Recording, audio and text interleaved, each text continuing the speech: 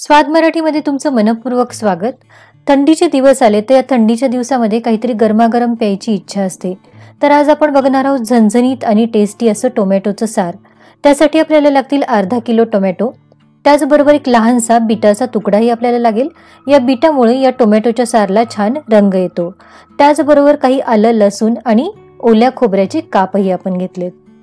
त्याचबरोबर कोथिंबीर, कढीपत्ता आणि अगदी एकच हिरवी मिरची घेतली आहे। ही हिरवी मिरची एकच घ्यायची कारण यामध्ये आपल्याला मिरपूडही घालायची आहे।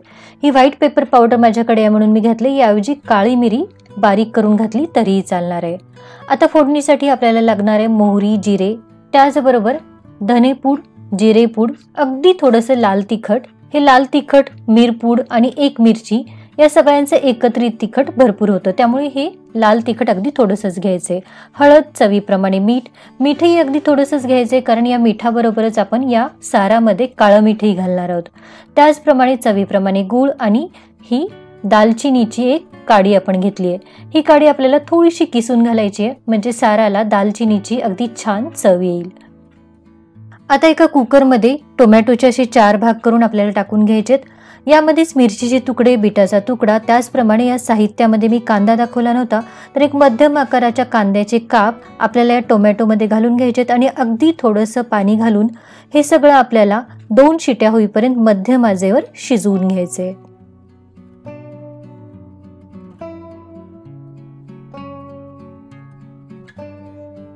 आता या साराची कन्सिस्टन्सी तुम्हाला सूप सारखी अगदी मऊ हवी असेल तर हे सगळं थंड करून आपल्याला मिक्सर मधून काढून गाळून घेता येईल किंवा अगदी रवीने घोटून घेतलं तरीही हे सार छानच होतं। सार बनवण्यासाठी सगळ्यात आधी आपण हे आलं, लसूण आणि खोबरं वाटून घेऊया। आता एका पॅन मध्ये अगदी थोडा म्हणजे 1 ते 2 लहान चमचे तेलावर मोहरी आणि जिऱ्याची फोडणी,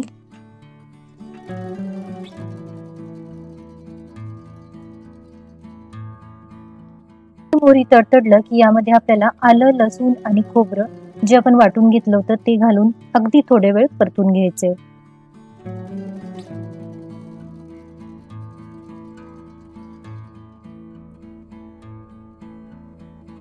आता यामध्ये अगदी थोडीशी हळद आणि कढीपत्ता घालून यावर आपल्याला कांदा, टोमॅटो, बीट आणि मिरचीचं मिक्सर जे आपण शिजवून घुसळून घेतलं होतं ते घालून एकत्र करून घ्यायचे। आता इथेच आपल्याला आवडीप्रमाणे किंवा अगदी पाव चमचा लाल तिखट घालता येईल। त्याचप्रमाणे चवीप्रमाणे गूळ आणि अगदी थोडंसं मीठ घालून घ्यायचे।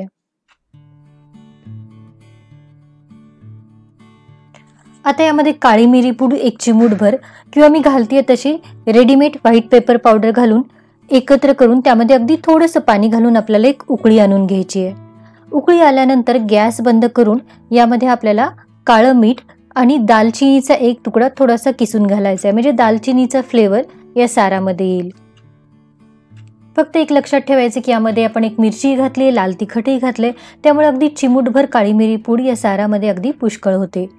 तर आलं, लसूण आणि खोबऱ्याची फोडणी असणारं खमंग, त्याचप्रमाणे लाल मिरची आणि काळी मिरीचा झणझणीतपणा आणि त्याचप्रमाणे दालचिनीचा अगदी सुंदर फ्लेवर असणारं हे सार गरमागरम भातासोबत, गरमागरम खिचडीसोबत थंडीच्या दिवसात अतिशय छान लागतं। शेवटी वरतून भरपूर कोथिंबीर आणि तयार होईल आपलं अतिशय टेस्टी असं टोमॅटोचं सार।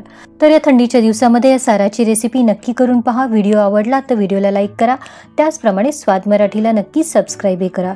तर पुन्हा भेटूया अशाच एका नवीन छानशा रेसिपीसह। धन्यवाद।